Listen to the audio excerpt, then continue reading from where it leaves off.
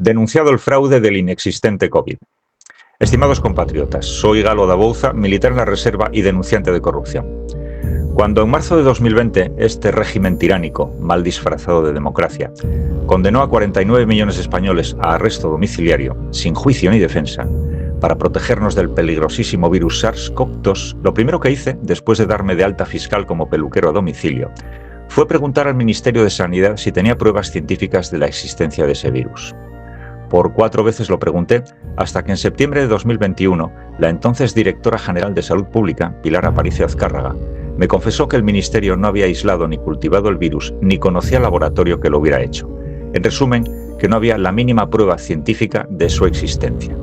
Pero es que un año antes, en junio de 2020, la misma señora Aparicio mandó al Tribunal Constitucional un informe con el que avaló científicamente todas las medidas adoptadas por el Gobierno, incluyendo el confinamiento domiciliario, las mascarillas y el cierre de negocios. Como aquí solo puede haber un milagro de la ciencia o el mayor fraude de la historia, he denunciado penalmente a la señora Aparicio para que saque al juez y a todos nosotros de la duda.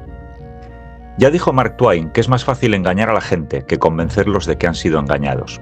Por eso, muchos ciudadanos, estupidizados por la propaganda, preferirán creer que la señora Aparicio me engañó a mí y no al Tribunal Constitucional. A ellos va dedicado este vídeo para demostrarles que lamentablemente el virus SARS-CoV-2 no existe. Todo ha sido una monumental estafa con 2 objetivos. El primero, un experimento de control social a escala mundial que fue un éxito rotundo, como demuestran esos ciudadanos crédulos, que además sirvió para encubrir los daños producidos a la salud por las antenas de radiotelefonía, particularmente la 5G, que es una enfermedad conocida de antiguo como el síndrome de irradiación agudo o SIA. Desde que Marconi inventó la radio, se conoce este síndrome, que por cierto le amargó la vida al propio Marconi durante muchos años hasta su muerte.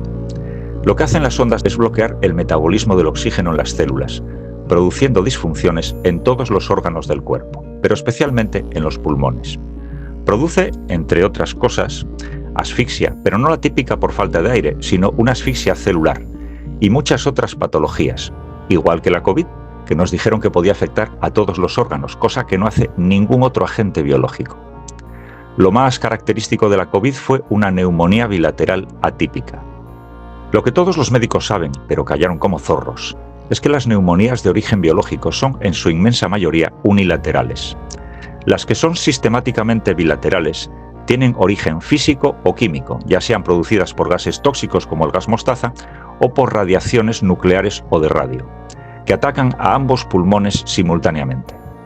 Un radar es en realidad una antena de radio, y en las escalas de acceso a los radares de los barcos hay señales de peligro que prohíben el paso con el radar encendido. Por esta misma razón de que las ondas de radio enferman a la población, en mayo de 2021 el Gobierno clausuró un radiofaro en O Seixal, La Coruña. Y un radiofaro no es otra cosa que una antena de radio emitiendo constantemente. Como dije al principio, los efectos nefastos en la salud producidos por las ondas de radio se conocen de antiguo, pero siempre se han ocultado bajo otras apariencias, especialmente virus, que por ser invisibles son una coartada perfecta. La famosa gripe española de 1918 mató a millones de personas, pero no la produjo ningún virus. Fueron las antenas de radio de onda corta instaladas por los Estados Unidos al entrar en la Primera Guerra Mundial, para conectar la metrópoli con las tropas destacadas en Francia. Por eso, los primeros enfermos y muertos no se produjeron en España, sino en Fort Riley, Kansas, donde se formaban los radiooperadores del ejército yanqui. En 1918 se hizo un experimento en Boston intentando el contagio de la gripe española, primero con caballos y luego con 100 voluntarios, y por más perradas que les hicieron, no consiguieron un solo contagio. Es decir, que el dogma de que la gripe es contagiosa carece de pruebas científicas, pero todos nos lo creemos a pies juntillas, como la virginidad de María y la Santísima Trinidad. En Wuhan, China, o Guayaquil, Ecuador, no fue ningún virus el que fulminó a la gente por la calle, porque eso no lo hace ningún virus. Fueron las antenas 5G recién instaladas. El doctor José Luis Sevillano, que ejercía en Francia, fue el primero en encontrar de modo empírico que sus pacientes COVID se aglutinaban alrededor de las antenas de telefonía del municipio, con efecto foco y efecto gradiente, este último imposible en agentes biológicos. Por eso el matemático y microbiólogo Bartomeu Palleras encontró una correlación superior al 95% entre la red de antenas 5G y la COVID.